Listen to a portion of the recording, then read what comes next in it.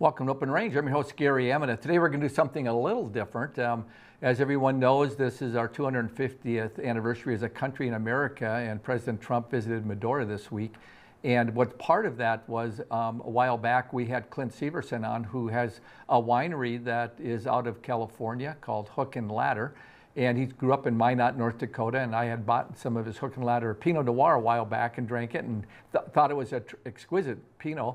And anyway, I always wanted to have a wine tasting with Eric Severson, who is the general manager of Hook and Ladder out of California. I'm going to have him talk a little bit about that background. But ironically, they had shipped a bunch of wine that they sent out to Medora. That's part of this whole presidential library, the Teddy Roosevelt Library. So I decided, let's do a little wine tasting. And then with the show, we're going to have some footage from Medora at the end of the show to talk about what happened out there, so you can observe if you weren't able to catch it in real time and some things like that. So we have Eric Severson joining us from California. Eric, welcome to Open Range. Pleasure to be with you, Gary. So Eric, before we get started, I always like to have the guest of the show tell us a little bit about yourself, and maybe in that, maybe you can introduce us to Hook and Ladder. And Clint is your uncle, is that correct? Yes, sir. And so you're the general manager of Hook and Ladder. So we're going to talk about how to taste a glass of wine, the different processes in tasting. We'll do that maybe in the second segment. But I think initially I'd like to just talk specifically about you, the winery, and about the wine you shipped out to Medora for the Presidential Library. So take it away.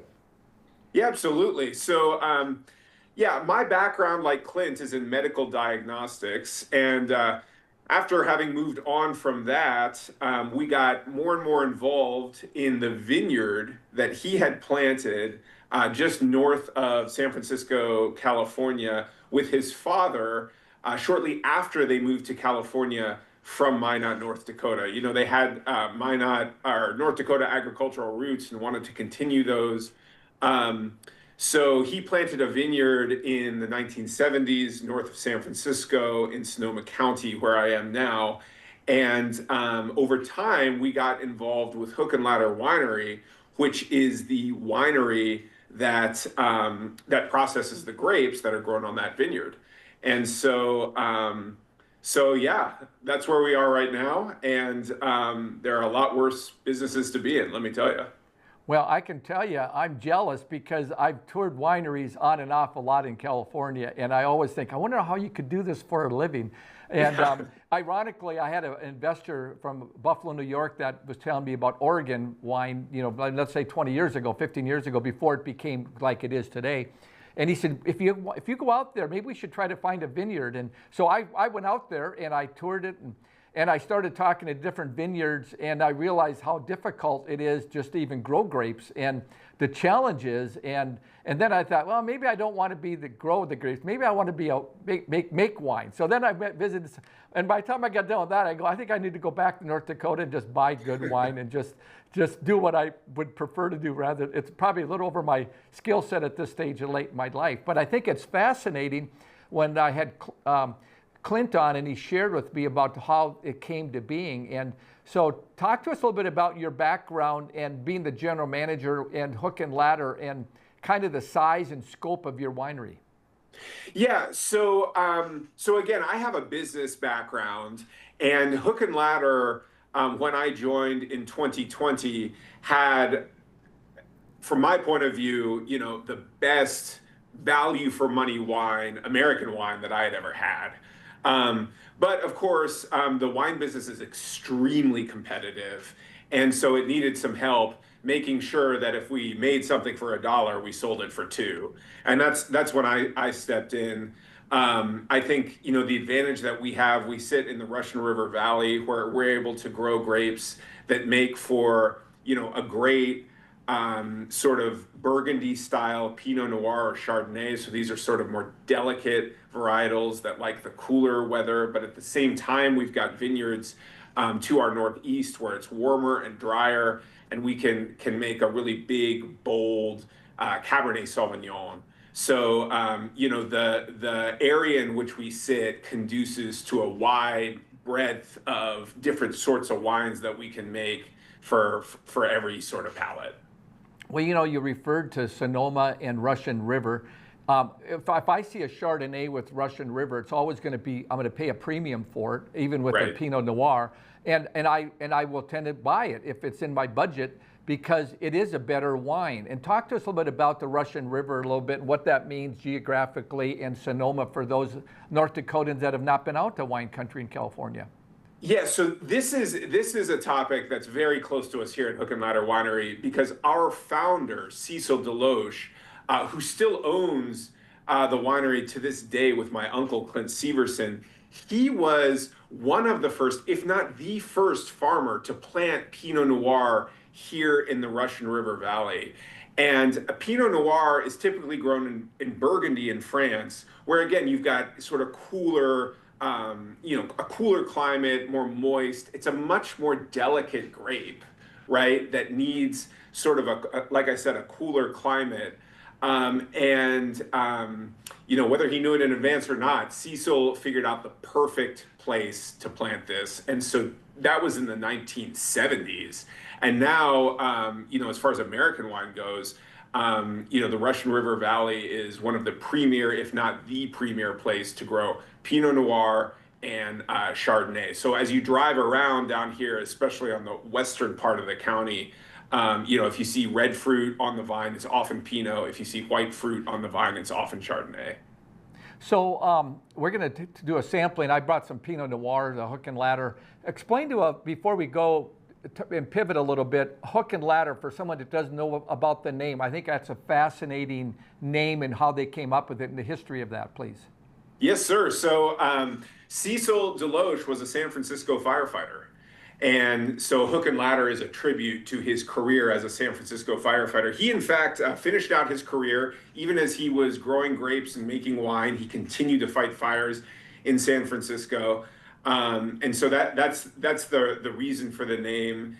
And he started in the 1970s, and we're still here to this day.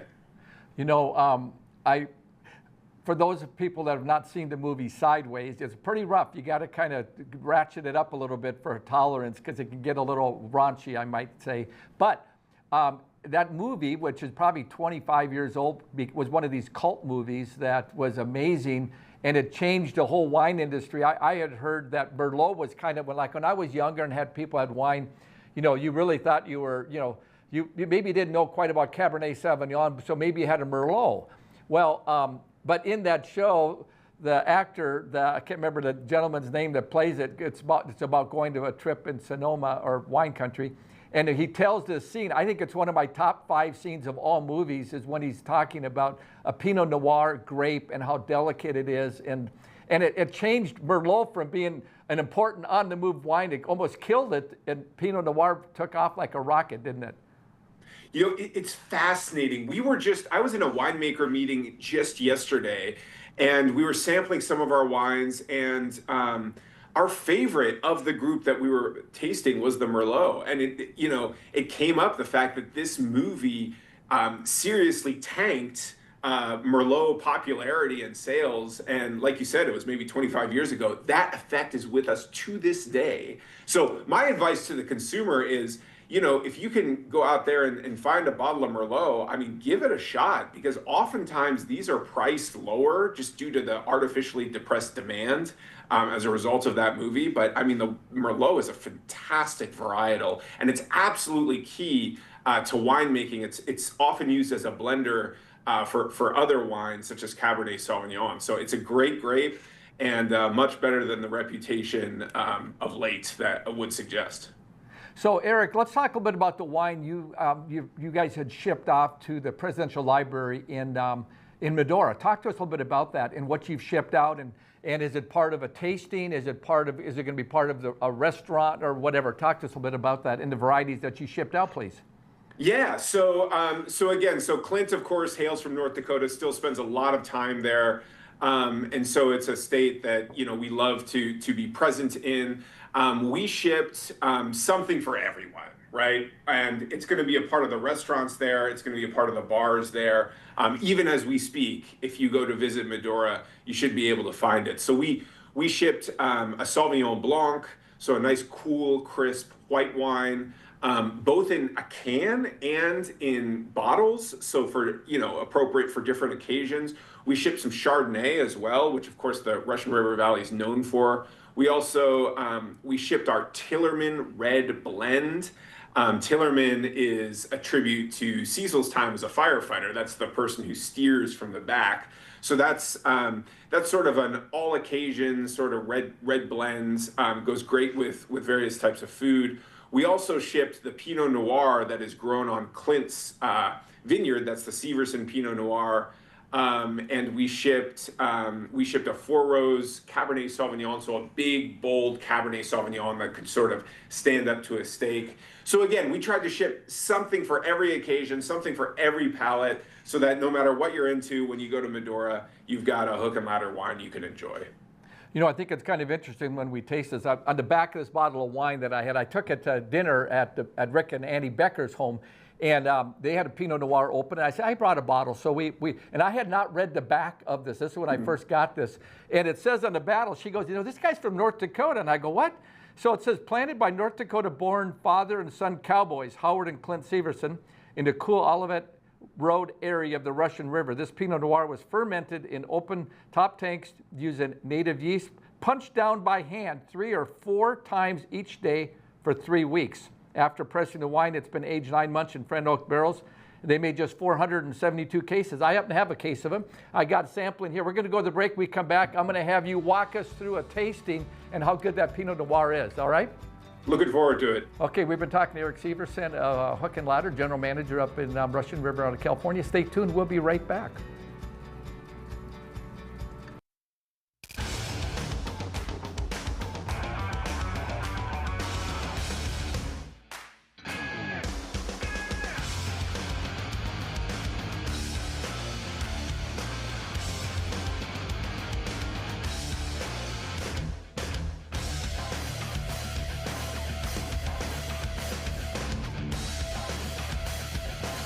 Stop out to our facility, Highway 22 South. Let us build a truck for you. Find relief for what ails you at Steep Me Tea Apothecary. Teas, supplements, tinctures, and more. Formulated to fight whatever has you down. We're Bismarck Mandan's favorite place to find delicious, natural, and easy ways to alleviate symptoms brought on by anything from colds to cancer. Brew a better you at Steep Me Tea Apothecary. Steep Me products may cause side effects, including but not limited to improved mood, deeper sleep, enhanced hydration, renewed sense of smell, increased energy levels, superior balance, boosted immunity, proper digestion, restored sense of calm, and a delightful smelling home. Welcome to Arrowhead Cleaners. Newly renovated, modernized, and ready to make your cleaning needs hassle-free. From commercial and residential wash and fold laundry services to the latest in professional dry cleaning techniques, we are dedicated to your unique needs, offering alterations, fabrications, and even custom hat making. So whether you're a busy professional, a family on the go, or even a rodeo champion, Arrowhead Cleaners is here to take your things from messed up to dressed up. Now celebrating our 64th year in Arrowhead Plaza. Welcome to Radiant Retreat Tanning and Spa in Mandan, where a relaxing spa experience meets the latest in healing innovations. Take total control of your massage in our Hydro Massage Bed. Experience whole body healing in our Zero Body Cryo Bed. Let our salt sauna and halo generator restore your respiratory and skin health. And of course, tailored tanning will keep you looking as good as you feel. Discover your best self at Radiant Retreat, 1307 First Street Northeast, Mandan. Are you dealing with arthritis, nerve and back pain, dry skin, or superficial wounds, but found no relief? Give Stewart's Natural Health a try. For over 4 decades, Stewart's Natural Health has been helping people and animals with herbal and natural oil lotions, ointments, and creams with a mission to help you relieve pain and feel your best using the power of nature. Discover the safe, drug-free solution to your pain, guaranteed or your money back. Visit stewartsnatural.health today.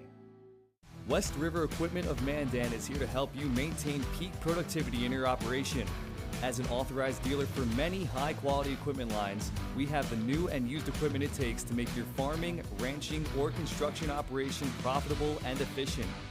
West River Equipment also has the parts on hand and the experienced technicians in our shop to get your equipment back in action fast. Find what you need at West River Equipment on Old Red Trail in Mandan.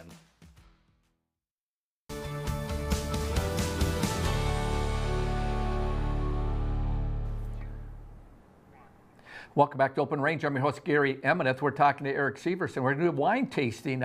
Eric's general manager of Hook and Ladder Winery out of Sonoma, Russian River area.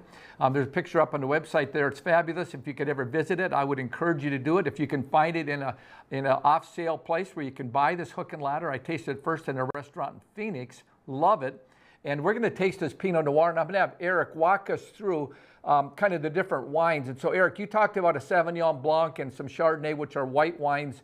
And I tend to be, I like to drink the whites. I mean, like, I know you should pair it with fish or whatever, but I like white wines. If I'm going to be home in an afternoon, it's a sunny day, I tend not to want a red. If I did, I might drink a Pinot, but I would tend to drink a Sauvignon Blanc, but I'm a Chardonnay preference guy.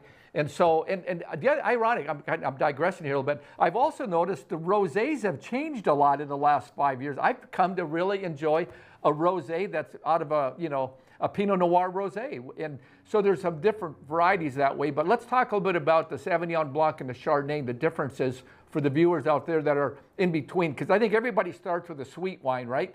And you start drinking, eventually you decide you're going to drink something different as you kind of mature in your drinking habits. Exactly. Many people start with a sweet wine. Our Sauv Blanc is not sweet per se, but it is very fruit forward. So it's very sort of friendly, to the young palate. The way I kind of like to think of it is it's a substitute for a cocktail. So if you're used to an afternoon cocktail, try our Sauv Blanc instead. I think you're going to like it. It's got sort of very fruity characteristics while maintaining, a nice balance, and it's perfect, like you said, for a warm day. And so, talk a little bit about a Chardonnay, because I prefer kind of an oaky Chardonnay, and but they're, they always talk about them being buttery or oaky. Give us what does that mean? Exactly. So oaky refers to the oak in which the Chardonnay is barreled. And so, the more new oak you use, so in other words, oak that's never been filled with wine before, the more that oak is going to impart that character to the wine. We make everything. We've got everything from a big sort of bold, oaky Chardonnay for people who like that sort of thing, to a tank fermented Chardonnay, which has no oak whatsoever. But of course, the fruit is consistent, and which sort you try, depends upon your palate, and it's going to be a lot different depending on how it's made. So I have a Pinot Noir in front of me, and walk me through it. I already took the cork, and I have a little fancy little opener that I use, and I pop the cork out. And the first thing people do when they open up a cork, if you're at a restaurant, is they pull the cork out, they hand it to the person, and they take a sniff of the cork. What are people doing that for? What are they looking for? Exactly. So what they're looking for is they're trying to figure out whether or not the wine has been corked. That means the wine's been spoiled due to the cork that was used to bottle, that was used, in the bottling. That essentially never happens anymore. Wine is almost never corked, certainly not at Hook and Ladder. And the reason for that is that we use a technical cork. So a technical cork isn't the actual wood from Portugal, right? Rather, it's a different sort of an artificial substance, which ensures that you never have that problem again. But it's still kind of a fun part of the ritual, to hand that to the customer and let them verify for themselves what I just said. So, Eric, I'm going to pour myself a little glass here, a little bit of this Pinot Noir. And so people do this, and the first thing that many of them I've seen do it is they hold it up to the light. And Yes, what sir. are they looking for when they're doing this? Yeah, so you're looking for the color. Wine is something you experience with all your senses, right? So the first thing to notice is what kind of color do we have? You can have anything from sort of a deep red to sort of more of a light brick-like color. And that's the first thing to notice about a wine is its color. Well, and I've noticed, like, when you, I had a pretty strong Cabernet, bold last night, and, it's really dark, and it's got some real, and where this Pinot Noir is much more delicate. You can see it's got a little more, you can see through it a little bit easier. And so I know you're supposed to be able to tell the wine almost by looking at it sometimes. And then the next step is everybody will do the little bit of the swirl. What are they looking for when this happens? Yeah, so some people are looking for legs. Legs are, the little bits of wine that stick onto the sides of the glass as you swirl it around. But part of really what you're doing when you do that is you're opening it up. In other words, you're exposing it to oxygen. So wine is almost like a living thing in a way, right? Like the grapes that are used to make the wine need some sunshine, but not too much, right? If they get too much, the grapes will turn into raisins. If they don't get enough, they won't ripen. And they need some rain, but not too much. Similarly, right, wine benefits from a little bit of oxygen exposure, but too much will ruin it. And so you actually want to give it a little bit of exposure because that will enhance the taste of the wine. Okay, so now I've swirled it, and then a lot of times people take a little sniff. What are they looking for? Exactly. So this brings me back to the movie that you mentioned, Sideways. It's like, I believe the actor's name is Paul Giamatti. It's like Paul Giamatti. That's it. Paul Giamatti. Yes. He's the guy. Don't be shy. Really get your nose in there and get a nice big whiff. For me, I feel like my nose is sort of the most sensitive part of my palate. So the first thing to notice is you get a nice big whiff of the wine. What does it taste like? What does it, or what does it smell like? What does it evoke for you, right? I mean, our sense of smell is one of the most powerful in terms of bringing back memories. So what do you get there? Some people will get, hints of various sorts of fruits. You can also oftentimes get a sense of, the vineyard, the terroir is the fancy name for it. The conditions under which the grapes were grown. So the wine's aroma will give you a sense of that, and is a big part of enjoying it. Okay, so I take a sniff, and now I'm going to take a sip. Yes, sir.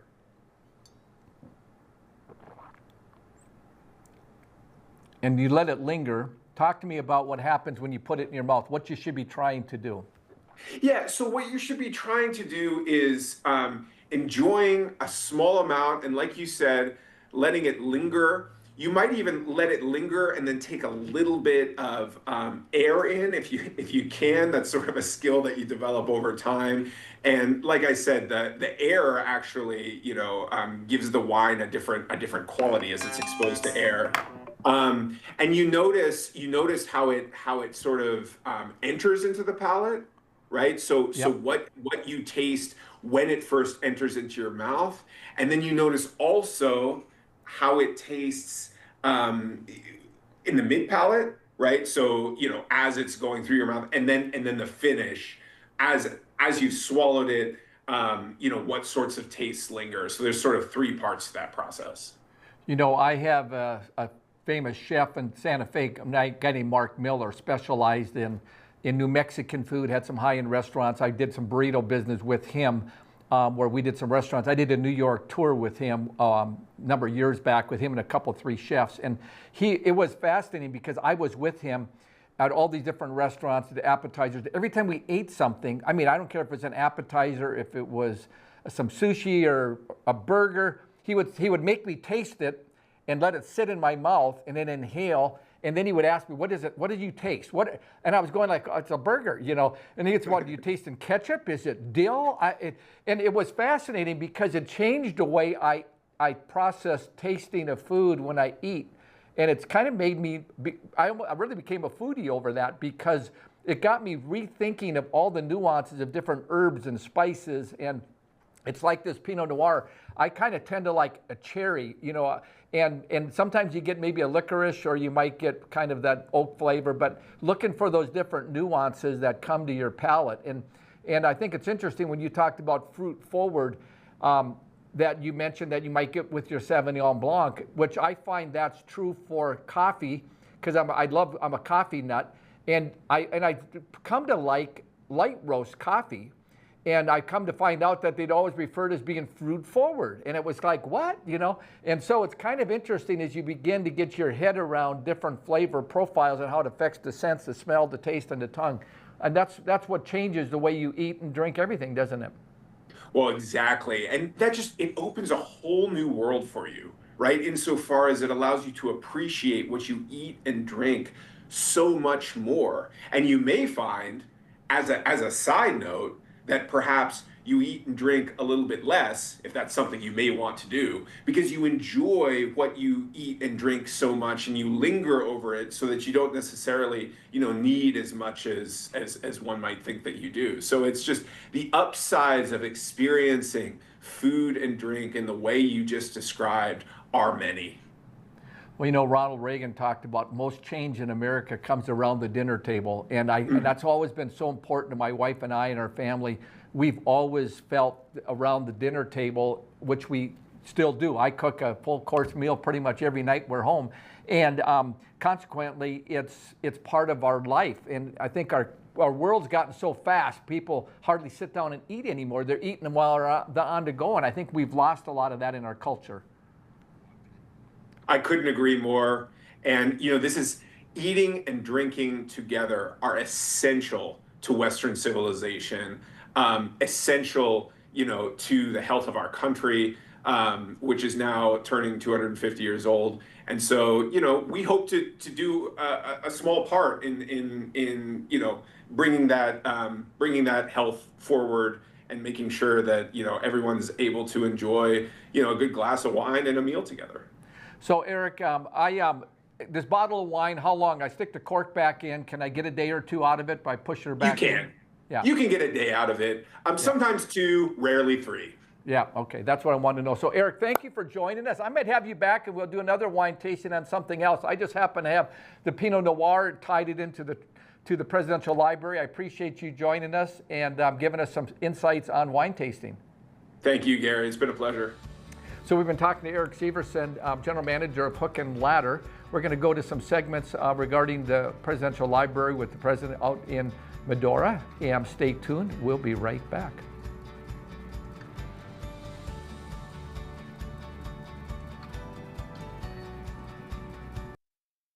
Base Flug Trailers of Dickinson is a family-owned dealer with expert staff that know their products front to back. We stock over 150 units of all types and can custom order a trailer with the unique features and capabilities you require for brands you can trust. Our experienced service team is the reason we're also the best place to have your trailer customized or repaired. Count on Base Flug Trailers of Dickinson to keep you hauling. Come on in and experience small-town hospitality and the personalized care that makes car buying a pleasure. We know that every journey starts with the right car. Whether it's school drop-off, weekend road trips, or your daily commute, we have the right vehicle for you and your family. With trusted brands, affordable prices, and a team that treats you like family, finding your next car has never been so easy. We pride ourselves on personal attention and quality service. The Set Motors, where our customers send their friends. Yeah, U.S. Cattlemen is a member organization that each member has a vote in anything we do with policy. We're representing the independent cattleman or the cow-calf guy or an independent feeder or whatever. We like to support the independent producer. We're talking about mandatory ID, we're talking about cool, we're talking about all the legislation that's going to be coming down with the new administration. There's going to be lots of moving and shaking, so always check us out at our website, uscattleman.org. We're talking to people today about investments. Let's see if we can get somebody. Excuse me, sir, do you have a retirement account? I do. I'm invested in some annuities. Fixed income? How is that? It was better a few years ago. Each year, it buys less and less, barely keeping up. That's where gold can make a difference. Unlike fixed payouts, gold rises with inflation, so you're not stuck with a low fixed payment. So gold isn't stuck in the past like my annuity? Don't let inflation erode your retirement savings. Invest in gold. Invest with Noble Gold Investments. I'm $27,000 in credit card debt. Okay. You have to radically do something different, because if you keep doing what you've been doing, you're going to keep getting what you've been getting. Now's not the time to be doing math. The time to be doing math was when we didn't go into $200,000 of debt. If you are freaked out and you're stuck in these debt payments and you think it has to be a part of your life, it doesn't.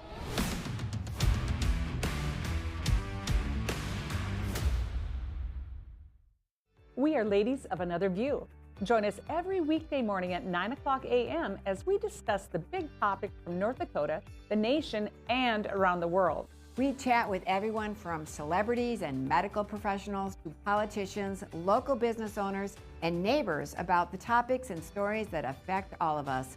We are unscripted and uncensored real news from real people. So join us every weekday morning for Ladies of Another View on Beck.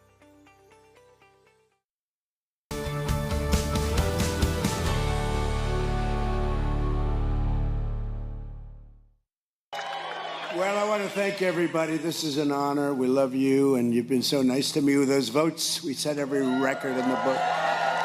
But today we come to the heartland of America to pay tribute to a man who embodied the heart and soul and fight and spirit of our country as much as anyone who ever lived. And he's a very special man, and that's why I'm here, President Theodore Roosevelt. And he loved your community. He loved your state. And he was quite something. He was really quite something.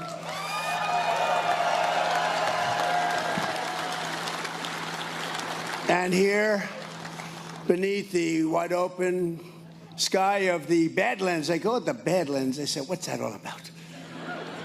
It's pretty cool. It's a pretty cool name, I have to tell you. On the steps of the burning hills, we dedicate a living monument to a legend, a statesman, a soldier, a frontiersman, and a true American hero. This is a very exciting thing for me. And number one, I have to tell you, because this was an inaugural flight of a certain airplane called Air Force One after 37 years.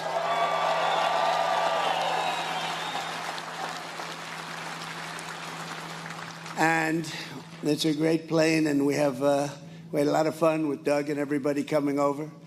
But we talked about Theodore Roosevelt a lot because he was something that was really very special. And number two, because I'm honoring Theodore Roosevelt, and that's the man who I have long admired. He's one of the few. I don't admire too many people, I have to tell you.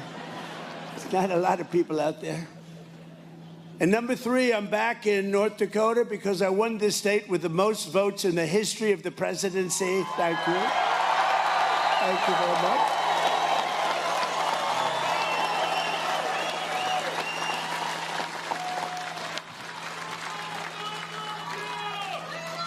And number four, I have two teleprompters that aren't working, and here I stand.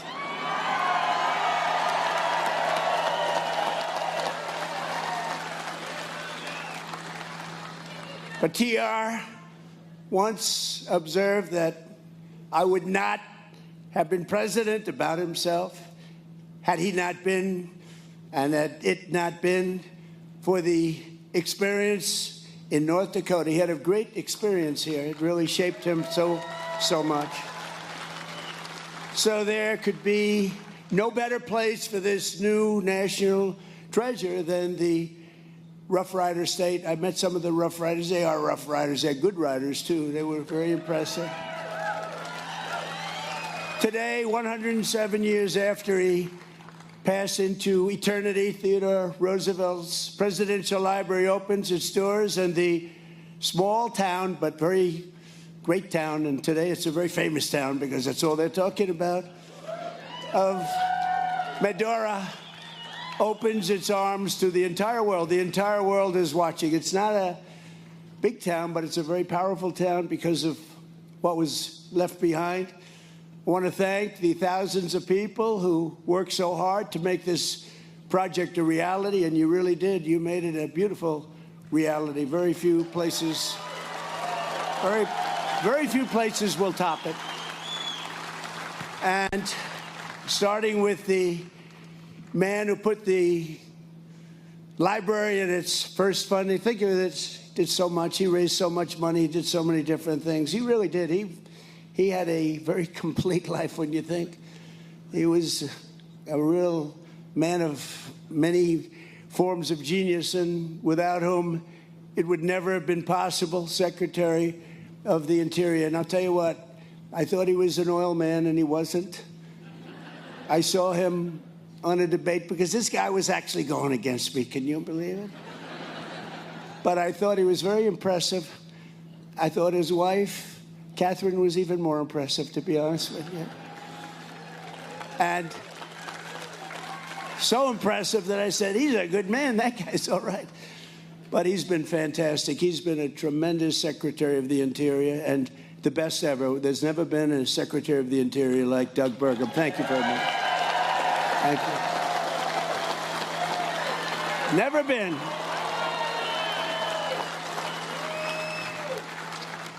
And, you know, Doug called me. He said, would you do me a favor? He's really fantastic because I did not know the gentleman too well. But he said, Kelly Armstrong is fantastic. Would you endorse him for governor? And I did, and he won easily. Kelly Armstrong. Great job you're doing. Great job. And two of my very good friends, two warrior senators, tough cookies, tough. Oh, I wish they could get their way. We could get a couple of little things passed, like voter identification, like proof of citizenship. It's called Save America. You know, that's pretty good. Save America, can you imagine? We have 100% of the Democrats against it and 4 or 5 Republicans, if you can believe that. What are they all about?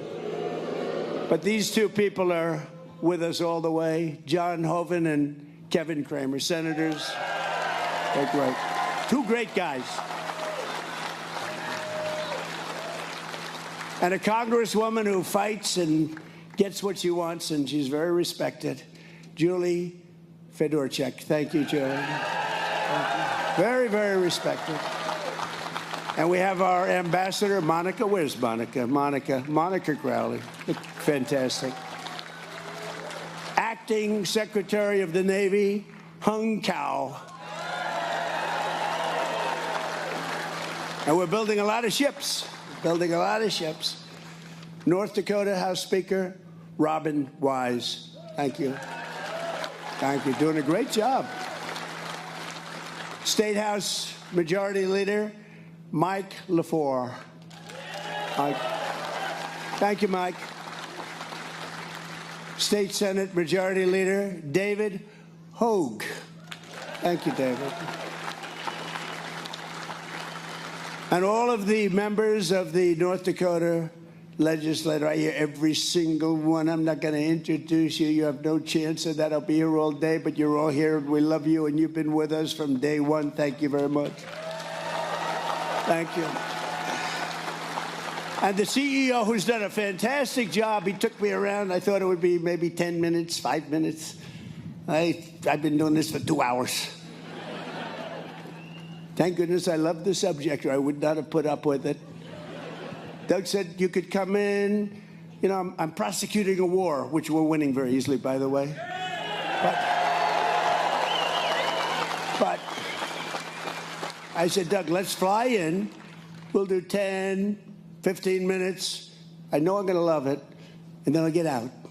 Oh, absolutely, sir. So then time comes. He got me making speeches. I was over there 2 hours. I know more about that museum than the people that built it. But that's okay, because they did a very good job. I can report that they did a really good job. The CEO of the Theodore Roosevelt Presidential Library, who really did give me a tremendous amount of knowledge, I mean, about things that I never would have thought could have been possible about how great this man was, Ed O'Keefe. Ed, thank you very much.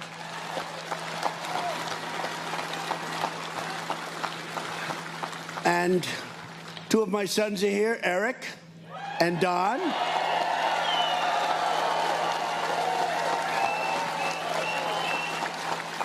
And Bettina, thank you very much. Don just got married. Bettina, thank you. It's going to be great. Thank you very much. But the members of the Roosevelt family and countless foundation staff, donors, and supporters, everyone's here. And I understand that one local construction worker delayed his retirement by 4 years just to be involved with the building, and they heard I was going to come. I was coming even when I wasn't president. I had agreed to come, and they said, well, when we do it, you're going to be president. So that was during that ridiculous time, that ridiculous 4-year period of time. They asked me to come. I said, I'd love to come. And I said, I may or I may not be president of this. We don't care. We want you to be there. And I always remember that, But they said, you're going to win. You know that. If you run, you're going to win. It turned out we did quite easily, actually. And today I can tell you that we can see why it was worth it. It's really amazing. They've done an amazing job, beautiful job. And you know, they've done it from love. Jobs that are done from love are always better than jobs where you sort of have to follow a plan. They made lots of changes, and every one of them was good, and I think I know about every one of them. After 2.5 hours, I learned every single one of them. But I want to really thank everyone who greeted me at the train station, because that was so famous. That was such a famous train. The last one was President Dwight Eisenhower, and he was actually a very good president. People don't realize he was a general, good general, and he was actually built the interstate highway system. I'd say that alone is pretty good. He was a good, and he was the last one. He was on the back of the exact same train. So the head of the railroad, he was fabulous, and they were explaining all about the train, and they said, wow, that's really some history in the crowd. We had thousands of people over there. It was fantastic. But I have the picture of President Eisenhower in the back of the train, the same exact train. I checked it out because I said, you know, we don't want to make any mistakes because the fake news is watching, and they'll say it wasn't the same train. It wasn't the same train. No, they've been pretty nice to me lately. Look, when you do as well as we're doing, they have to be nice, I guess. They've been pretty nice. And I want to give a very special thanks to the Patriots who gave us such an incredible escort from town. We had more law enforcement. You know, I love law enforcement. Now, according to the people that are running on the other side, in many places, they want to defund the police. That's not going to happen. That's not going to happen. We see them all the time. They said they're social democrats. Doesn't it sound pretty? They're actually communists, but we'll get into that a little bit later. They're not going to win. They're not going to win anything. They got some very unattractive candidates, I have to say. During my first term, it was a privilege to sign the bill that helped get this incredible project underway, and transferring 90 acres. We took it right out of the federal government. We ripped it away from the federal government. They don't know it's missing. They still haven't figured out what the hell happened. And today, the artistry and scholarship, technical skill on display right here and in that museum in particular is just fantastic. It's really great. Things that they actually gave me. You know, we're going to build our museum in Miami. They got me a lot of ideas, Doug. You gave me a lot of ideas, Doug.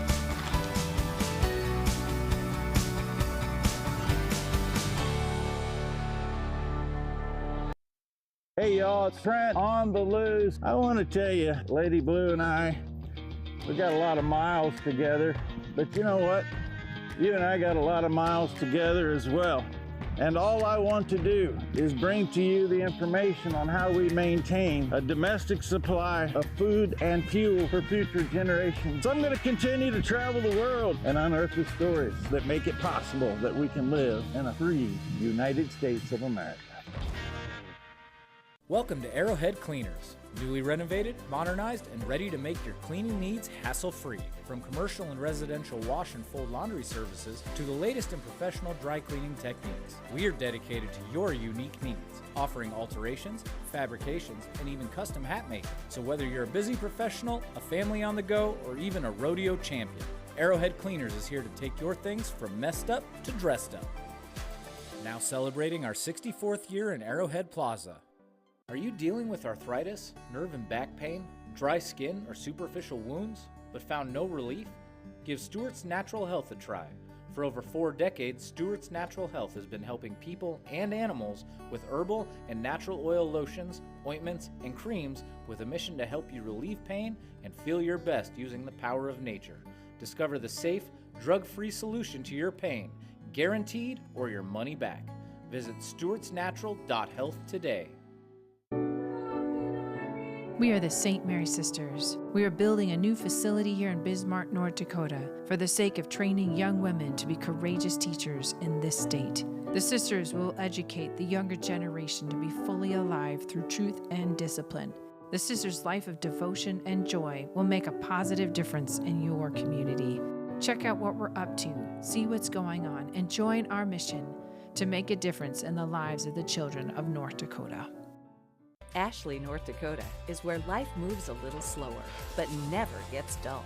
From hunting, camping, and fishing to safe streets where kids can be kids, this is the best of small town living. And Ashley offers everything you need, from healthcare to hardware to countless ways to stay active. Here, we've invested in our future with major upgrades to roads, parks, and education. Whether you're here for the day or here for life, you'll find Ashley's where you ought to be. There's never been a better time to rediscover the style, reliability, and all-season, all-terrain fun of the all-new Nissan lineup at the new and improved Ryan Nissan. Whether it's the sleek and stylish Murano, the adventure-ready Pathfinder, or the reimagined, ready-for-anything 2026 Rogue, the all-new Ryan Nissan has the vehicle of your dreams at a price perfect for any budget. It's time to rediscover your passion for the road. It's time to rediscover the all-new Ryan Nissan, engineered to endure.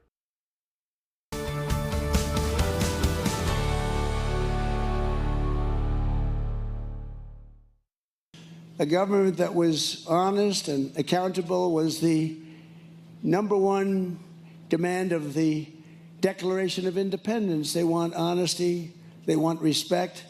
And on this anniversary, we recommit ourselves to upholding that righteous legacy. And that's why I'm here. I'm in a state that I won by a landslide, but I won a lot of them by landslides, in all fairness. But this was a beauty. This was a beauty.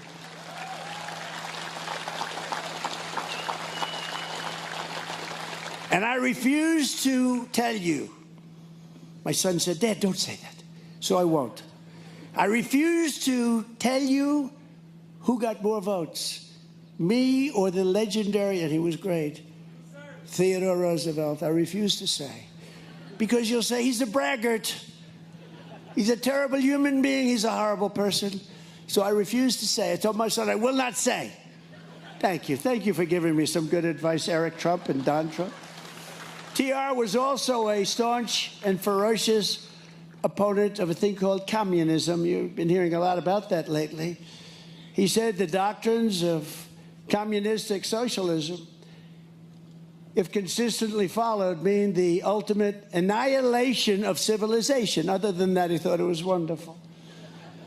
As we're seeing now, communism is the greatest threat to our country, including, I believe this. You know, when I said it, I said, boy, that's pretty severe, but I think it's true.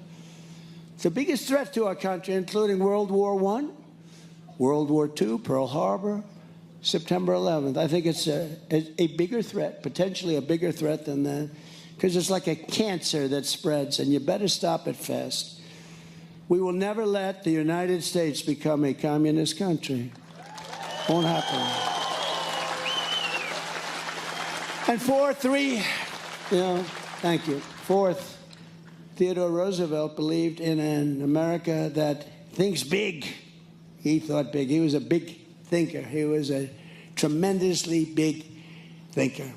On the 4th of July in 1886, he spoke in Dickinson, North Dakota. Anybody from Dickinson? And said, like all Americans, I like big things, big prairies, big forests, and mountains. I want them big. He wants big wheat fields. He wants tremendous railroads. Let them be big and beautiful and powerful, and herds of cattle. He wants everything big. He wants big factories, steamboats. He wants everything big. It was cool. I mean, I thought it was great because I feel that way. I've always felt that way. Theodore Roosevelt wanted a big future, and he had big dreams for America. And thanks to him, we built the Panama Canal, that beautiful Panama Canal.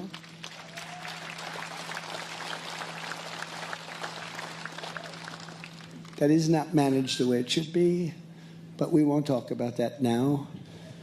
But he did all of these incredible things with parks and everything else, and we vanquished every foreign power from the hemisphere, and he raised the American flag on the far side of the world. He had our American flag planted on every part of the world. He would call, or whatever they did in those days, is the flag over there? Is the flag? He wanted that flag to fly boldly in other countries and other parts of the world. We built the Great White Fleet. Did you ever hear the Great White Fleet? We used to build ships.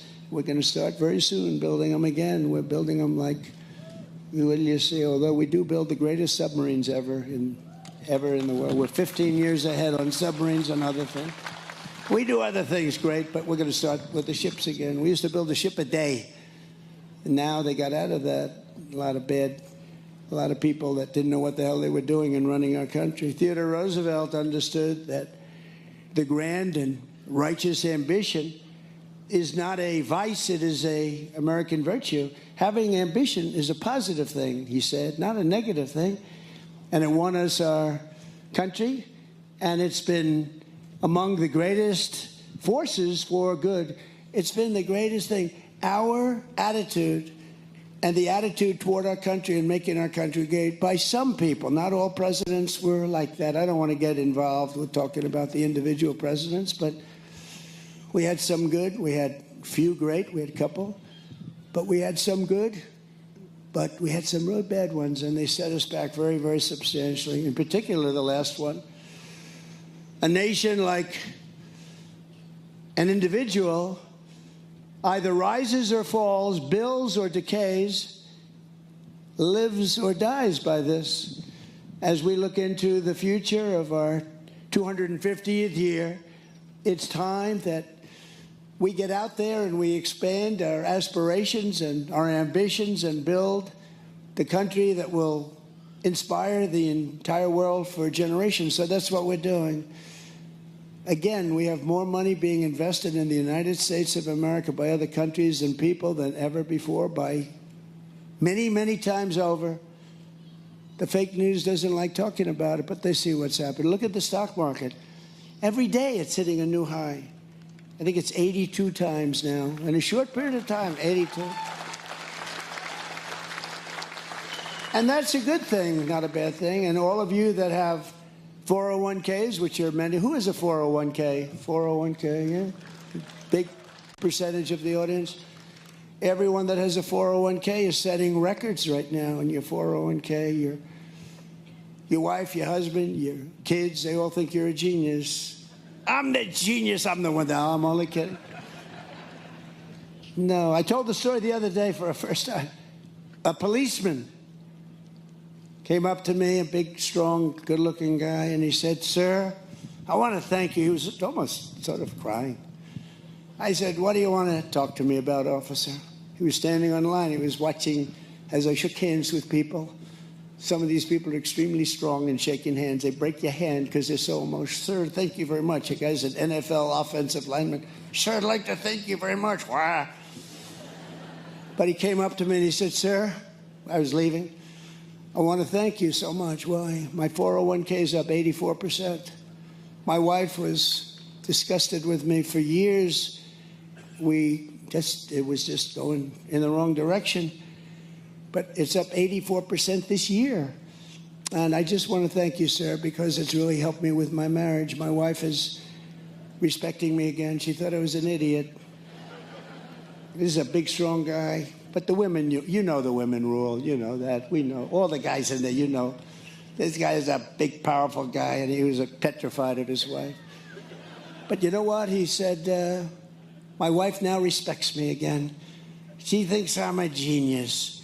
She thinks I'm Warren Buffett. She thinks I'm one of the greatest investors. But they are up. But everybody in this room, there's not one person here that hasn't been going up 50, 60, 70, 80%. Your 401ks, you're making a lot of money. Everybody is. And we have more people working today than any time in the history of our country. We have more people working today than at any time.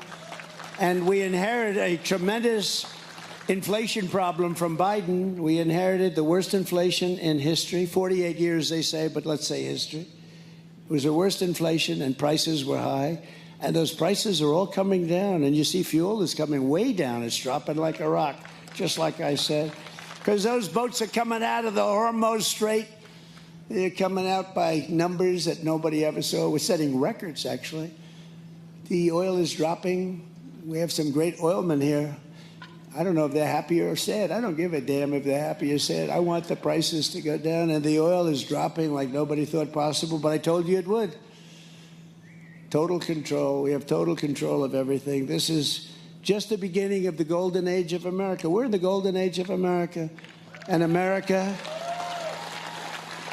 is going to experience something that I can truly say, I believe, the best is yet to come. It's going to be coming, and it's here, but it's coming at speeds that nobody thought possible. Finally, Theodore Roosevelt understood that whatever our background, we are all Americans. We're Americans first, united under one flag. And we don't wipe our hands on a flag. Did you hear the person? One of our communist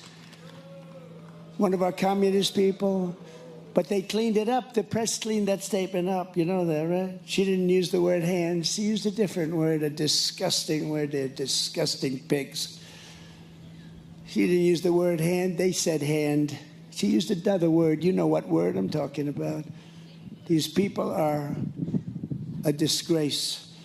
That's why Theodore Roosevelt boldly fought for what he called the new nationalism. The word nationalism is a very interesting word. Putting the needs of the whole nation and all of these people above partisanship, lobbyists, crooked politicians. This is one thing with these guys. They are honest as hell.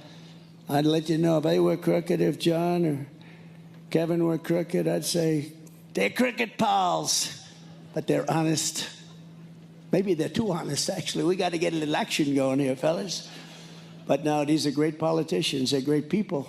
That's why you put them back in office in record numbers, the two of them, all the time. But TR knew that true patriotism demanded caring for the worker, the environment, and the health and culture, and integrity for the nation itself. He was something special. He was a really great man. He was a man the likes of which you may never see again, but we'll all get close and we'll all try and duplicate what he's done, because he was a man of unbelievable genius and unbelievable toughness and principle. So I want to just say that it's an honor to be with you. It's an honor to be asked to represent our nation in the opening of what will be a truly great library, museum, or center. Call it what you want. And he deserves it as much as anybody that's ever been president of the United States, which is such a great honor. And I just want to thank everybody for being here on this extremely hot day. It's a beautiful day, and it's a beautiful state. And I want to thank you all. Thank you very much, everybody. Thank you. Thank you very much. Thank you.